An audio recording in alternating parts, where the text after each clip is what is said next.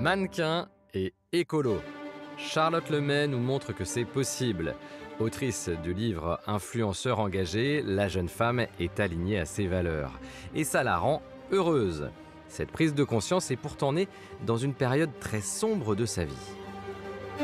Je m'appelle David Milia et dans cette série, je vous propose de découvrir le chemin intérieur de personnalités qui vont me raconter comment elles sont devenues pleinement elles-mêmes.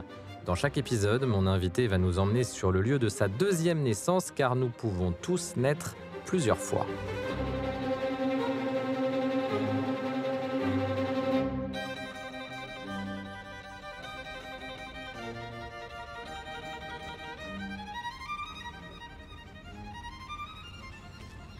Bonjour Charlotte. Bonjour David. Ça va bien? Oui, ça va, merci. Belle journée, un beau Ouais. soleil d'hiver. Bah oui, quelle chance. Pourquoi vous nous avez donné rendez-vous ici? Eh bien parce que c'est un lieu où je peux me ressourcer, me reconcentrer si je peux dire. Pour travailler, ça m'aide beaucoup de retrouver de la nature parce que comme je vis à Paris, j'en vois pas beaucoup. Et la nature, elle a une place dans votre quotidien, dans votre vie de mannequin? Dans ma vie de mannequin, pas forcément, mais j'essaie que la nature prenne de plus en plus de place et en tout cas c'est essentiel je crois pour se sentir bien. Il faut que je sois entourée de nature et d'ailleurs je suis pas la seule, on en a tous besoin. Mais j'essaie en tout cas de me battre pour la protéger, si je peux dire, dans ma vie de mannequin et dans ma vie d'influenceuse, créatrice de contenu, de la valoriser et de faire des choses qui ne la polluent pas trop. Et c'est facile de concilier tout ça, parce que la vie de mannequin, il faut voyager. On peut aussi utiliser des vêtements plus ou moins écologiques. Comment on concilie cette vie-là avec cette vocation, cette envie d'environnement et de nature? C'est vraiment pas facile en tout cas, pour répondre à la question, ça ne l'est vraiment pas. Comment on fait? En fait, j'ai commencé par réduire le nombre d'avions que je prenais parce que être mannequin, ça veut dire, quand ça marche bien en tout cas, ça veut dire voyager énormément, prendre beaucoup d'avions. Donc je le prenais 4-5 fois par semaine facilement.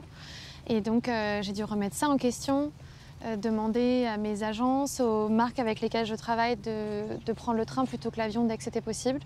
Et essayer autant que possible aussi d'éviter des contrats avec des marques trop polluantes, avec des marques de fast fashion par exemple. Mais dans le métier de mannequin, dire non, c'est très compliqué. Bah oui, c'est ça. En fait, déjà avoir du travail, tu devrais être contente, donc donc ne C'est commence très pas à être concurrentiel. exigeante. Ouais. Oui, il y a énormément de personnes qui veulent faire ce métier. Et puis voilà, c'est un métier qui fait rêver, où on peut bien gagner sa vie, où on voyage énormément. Et donc forcément, c'est remettre en question plein de choses que d'essayer de le transformer. Alors on va faire une petite balade en voiture, mais en voiture électrique, c'est important à préciser Merci. aujourd'hui. Peut-être un mot sur ce lac par exemple. Est-ce que vous êtes contemplative? Vous pouvez regarder, vous ressourcer, vous nourrir spirituellement même quelque part devant un paysage comme ça? Oui, je suis très contemplative. J'ai besoin même tous les jours d'avoir des moments de calme, des moments de nature et des moments, des journées comme celle-là. En fait, c'est juste incroyable. Et ça me permet vraiment de me poser. Donc, Avec une énergie qui arrive ouais. en vous. c'est exactement ça. En fait, je reprends de l'énergie dans ces moments-là, dans le soleil, dans la nature. Et j'ai besoin de moments de silence et de calme parce que je fais aussi un métier qui est très, très mondain, très dans l'activité, Très dans dense. le mouvement, très intense, très dense. Et donc, ça me permet de me ressourcer. Bon, on va aller faire cette petite balade en voiture.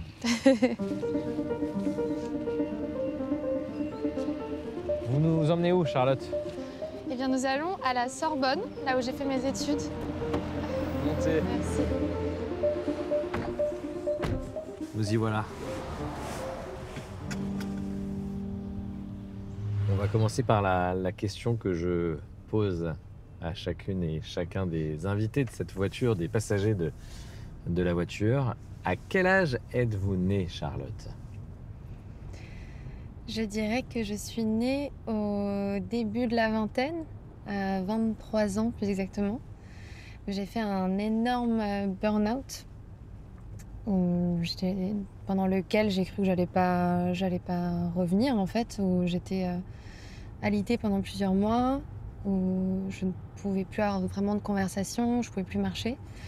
Et en fait, à la fin quand je me suis rétablie de ce burn-out, j'ai ressenti une sorte de renaissance physique et mentale très puissante.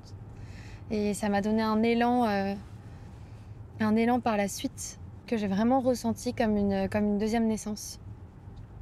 Mais pour être tout à fait exact, je pense que c'était une renaissance sur plusieurs années et que ce burn-out, c'était presque l'aboutissement de cette... Oui, presque un mal pour un bien, en tout cas qui marque une forte rupture dans votre vie. Oui, ça peut paraître étrange parce que c'était un moment qui m'a fait hyper peur, qui a fait hyper peur à ma famille aussi. Et c'était un moment très douloureux. Mais je crois qu'il était nécessaire qu'il y ait une rupture par rapport à la tournure que ma vie était en train de prendre. Et quelques années plus tôt, grâce à mon université et à mes études, j'ai pu commencer à me découvrir et à découvrir ce qui me passionnait vraiment, c'est-à-dire l'art, parce que j'ai étudié l'histoire de l'art notamment. Et j'ai aussi découvert à ce moment-là tout ce qui n'allait pas dans le monde dans lequel on vit aujourd'hui. Et mon engagement écologique a grandi à ce moment-là. Et pourtant, j'étais mannequin et je faisais le tour du monde toutes les semaines, clairement. Je prenais l'avion 4-5 fois par semaine. J'avais pas du tout un mode de vie écologique, c'est même tout le contraire. Et en fait, je crois qu'il fallait cette remise en question, cette rupture, pour que je puisse me réaligner, en fait. C'est-à-dire qu'en fait, votre vie n'était pas alignée à votre moi profond, à vos aspirations, à qui vous étiez? Exactement. C'est très étrange parce que ma vie, en apparence, c'était tout ce dont on peut rêver. Enfin, c'est tout ce qu'on m'a appris d'une vie de rêve. Voyager énormément, être mannequin, bon, c'est un métier qui peut faire rêver. Je gagnais plutôt bien ma vie, surtout à cet âge-là. Et en fait, en apparence, j'avais tout pour être heureuse. Et je pense que c'est pour ça qu'il y a eu cette énorme rupture aussi, et c'est pour ça qu'elle a été aussi violente. C'est parce que je comprenais pas ce qui était déconnecté. Et presque, je pensais que je faisais un caprice de me sentir mal à ce moment-là, parce que je me disais que j'avais tellement de chance. Et en fait, j'étais déconnectée de ce qu'il y a profond, enfin ce qu'il y a au fond de moi. C'est ça. Et il a fallu trouver des moyens de me réaligner tout en me servant de ce que j'avais appris, de ce que je savais faire, tout en gardant en fait ces super cartes que j'avais en main, m'en servir à ma façon et me réaligner.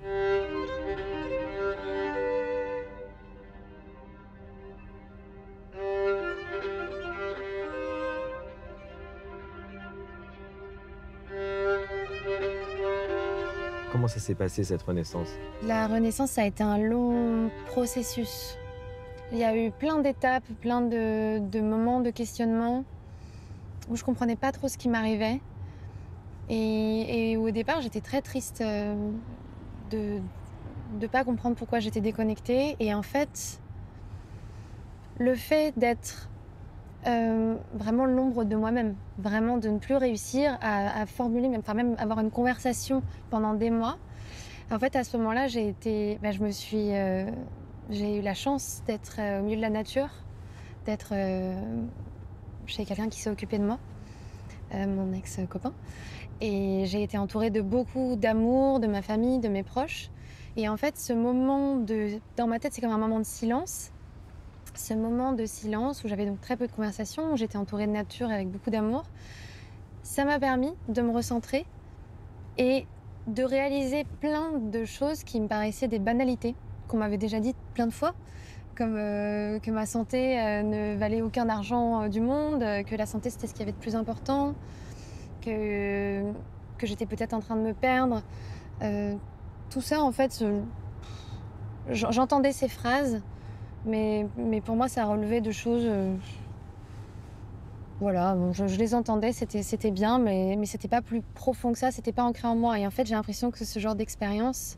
En fait, il n'y a que l'expérience qui peut nous faire vivre profondément cette renaissance. Et donc, ce que j'ai ressenti, c'est juste une énergie incroyable quand j'ai commencé à me remettre.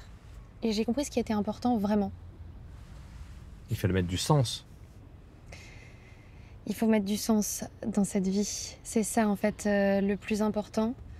Et c'est ça, en fait, gagner sa vie, même tous les voyages du monde, si c'est pas être entouré d'amour de ses proches, si c'est pas profondément ce en quoi on croit, Je crois qu'on ne peut pas être heureux et épanoui. Et l'épanouissement et être aligné, en fait, il n'y a rien de plus précieux. Et en ce qui me concerne, il faut qu'il y ait du sens dans mon quotidien et dans ma vie pour que je me sente au mieux. Il passe par quoi concrètement ce sens pour vous? Hmm. Le sens dans ma vie, ça peut aller de faire du bien à une personne qui m'est proche, mais vraiment une petite attention, un mot gentil, à faire une manifestation contre une compagnie pétrolière. Mais ça marche, je comprends. Et en fait, pour moi, tout est lié. Et c'est vraiment... Ça, c'est intéressant, ouais.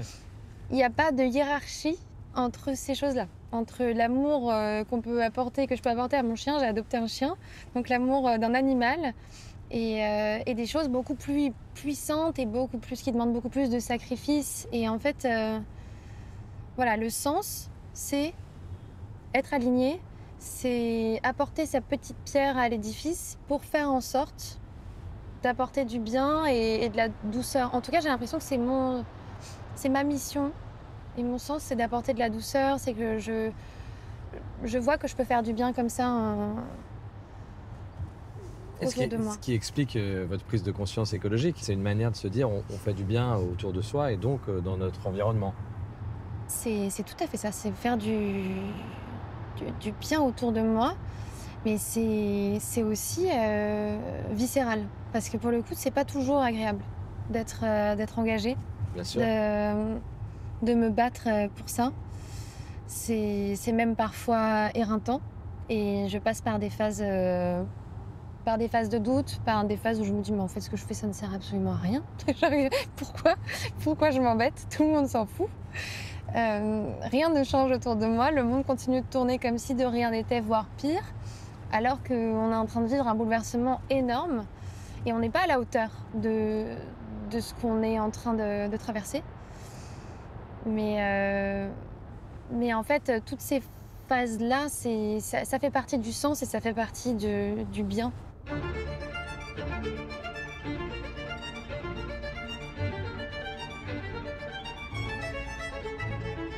Très concrètement, comment on est mannequin en respectant l'environnement, l'écologie, en étant éthique? Être mannequin en étant éthique, honnêtement, c'est très très compliqué. On peut même dire que ça peut être contre-intuitif, antinomique, ce qu'on veut, contradictoire. Mais concrètement, ça veut dire déjà faire attention aux moyens de transport. Donc limiter l'avion autant que possible, que je prenais énormément et qui est quasiment essentiel dans mon métier. Donc je demande de prendre le train dès que c'est possible. Ça veut dire aussi refuser des contrats, ce qui est extrêmement compliqué parce que c'est un métier où les places sont chères, c'est un métier que beaucoup de personnes veulent faire et où en gros si on veut imposer ses convictions, à moins d'être Naomi Campbell, vraiment d'être une star, on va vraiment me dire, et on m'a dit d'ailleurs, mais pour qui tu te prends? Et vous refusez pour quelle raison? C'est quand vous trouvez que la marque n'est pas éthique ou qu'est-ce qui fait que vous refusez un contrat? Je refuse un contrat pour les marques de fast fashion par exemple, ça me paraît assez évident. Parce que là, je sais que les conditions de travail... Là, c'est trop extrême. Je sais que les conditions de travail ne vont pas, que la qualité des produits ne va pas. Et en fait, être le visage de marques qui sont complètement à l'encontre des valeurs auxquelles je crois, ça me dérange énormément. Donc, je refuse les contrats quand soit c'est une marque de fast fashion, soit vraiment, je ne vais pas faire une... Par exemple, je vais refuser un contrat pour une compagnie aérienne. Voilà, parce que c'est une chose de prendre l'avion, de devoir le prendre pour son travail de temps en temps, pour rejoindre si on a de la famille à l'autre bout du monde, évidemment. L'avion peut être un très bon outil, mais aujourd'hui on le prend trop et je ne veux pas en faire la promotion. Je veux bien faire la promotion de compagnies de train en revanche. Je passe le message. Non, et j'imagine que oui, ce sont des choix difficiles pour votre carrière. Ce sont des choix difficiles et risqués. De refuser des contrats et puis avoir des exigences dans ce métier, c'est honnêtement très risqué. Après, sur le long terme, j'aime dire ça et je le crois profondément, sur le long terme, je suis convaincue que ça m'apporte plus que ça m'a fait perdre. Ça a été un sacrifice, c'est un sacrifice et tout le monde ne peut pas se le permettre. Moi, j'ai pu me le permettre à ce moment-là parce que j'avais d'autres choses, j'avais mes études, j'avais gagné ma vie, j'avais mis de l'argent de côté. J'ai pu me permettre de refuser des contrats, tout le monde ne peut pas le faire. Mais si on peut le faire, sur le long terme, c'est un choix que je ne regrette pas une seconde. Et Vous vous sentez bien aujourd'hui? je me sens bien aujourd'hui, je me sens alignée. Peut-être qu'à un moment, j'irai encore plus loin et je ferai peut-être encore un métier différent. Mais pour l'instant, j'ai l'impression que je suis utile à ma place et c'est très agréable. Vous avez le sentiment d'être entendu dans votre univers, dans votre milieu?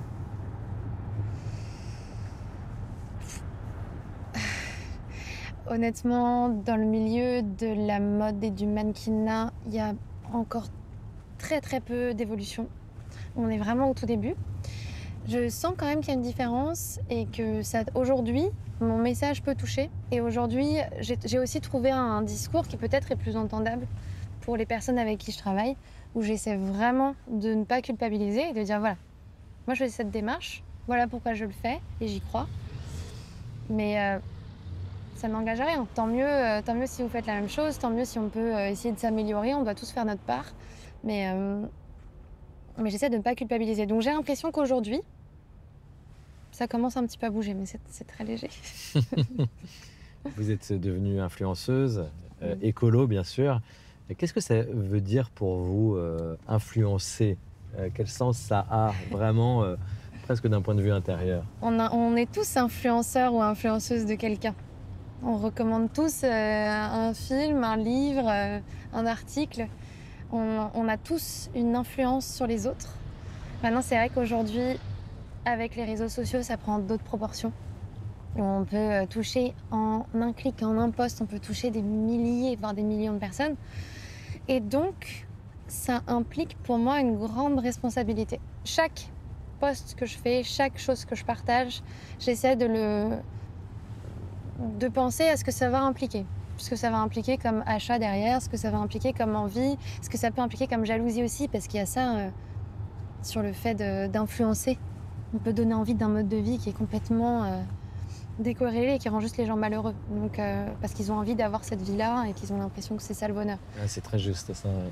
Donc et c'est pas évident. Je suis pas sûre d'y arriver tout le temps, mais au moins j'essaie d'avoir conscience de ce que je partage. Charlotte, vous pouvez prendre le téléphone qui est sur le siège en face de vous Oui. et appuyer sur jouer. Je crois qu'on a envoyé un message très très fort au Japon. That the world will not continue to tolerate their illegal killing of whales. Que le monde n'acceptera plus leur chasse baleinière illégale. We should not be penalized for protecting our planet. On ne devrait pas être pénalisé parce que nous protégeons notre planète. Voilà, c'est la libération de Paul Watson. Comment vous réagissez à ces images et à ces propos? C'était un grand soulagement de le voir libéré parce que c'était... C'est un monde de fous, hein, parfois. Hein. Vraiment... C'est clair. On se dit vraiment, mais que se passe-t-il? Qu'est-ce que je fais là, en fait? C'est des valeurs inversées, parfois. Voilà. Et en fait, c'est révoltant, quoi, de voir une association comme Sea Shepherd, que je suis depuis longtemps, et dont j'admire énormément le travail qui travaille à sauver quand même les animaux marins qui n'ont juste rien demandé. C'est une association où ils sont hyper courageux, ils prennent des risques énormes et il se fait emprisonner. Et en plus, on est là à essayer de discuter, est-ce qu'il va aller en prison à vie? Est-ce que... en fait, ça va être des traitements horribles. Et donc, à ce moment-là, c'est très décourageant. Et donc, sa libération a été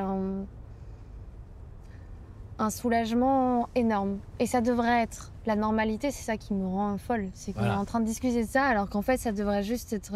On se réjouit d'un événement qui ne devrait pas en être un, en fait. Voilà. Ouais. Donc, sentiment mitigé. Et vous trouvez de l'espérance où, justement, dans ce monde qui est fou, hein, vous venez de dire, on est nombreux à partager ce constat, intérieurement, vous allez chercher où ce qui est positif? Je vais chercher le positif dans la beauté des choses. Et en fait, c'est ces moments-là qui me font du bien. C'est dès que je me retrouve un petit peu soit seule, connectée à la nature, soit entourée d'amour. C'est les petites choses de la vie, en fait, qui me donnent de la force. C'est aussi les rencontres que j'ai pu faire de personnes qui sont engagées. Ça m'aide énormément de voir des personnes qui se battent, qui prennent des risques, ou non d'ailleurs, mais qui en tout cas accordent du temps de leur quotidien à un monde plus juste, pour un monde plus juste. Et d'ailleurs, c'est pas forcément pour l'écologie. On peut pas, il faut choisir ses combats, mais en fait, tout est lié. On survit pas en fait si on n'est pas ensemble et si on n'est pas en communauté et si on s'aide pas les uns les autres. Et on l'oublie pas mal aujourd'hui. Et c'est vrai que ça peut être inquiétant. Notamment les réseaux sociaux, il y a un vrai travail à faire parce que aujourd'hui ils sont instrumentalisés. D'ailleurs plus que jamais, c'est assez terrifiant. Et les jeunes surtout, la très jeune génération passe tellement de temps dessus. Ce que j'essaye de faire et ce en quoi je crois, c'est se servir des réseaux sociaux pour faire ressortir ce qu'il y a de meilleur dans l'humanité, c'est de se connecter aux autres, de se rassembler pour manifester, pour se soutenir. Et en fait, ça peut être une force des réseaux sociaux qu'il faut absolument valoriser. Voilà, on arrive au Panthéon.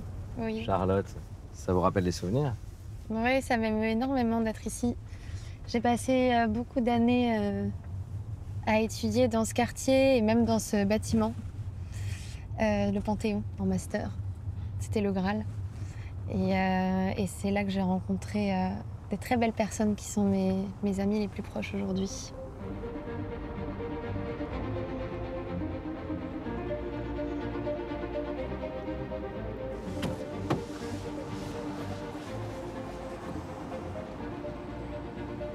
C'est vrai que quand on arrive ici, ça claque, comme on dit. C'est beau. Et oui, ça me rappelle toute la fierté que j'avais d'étudier ici.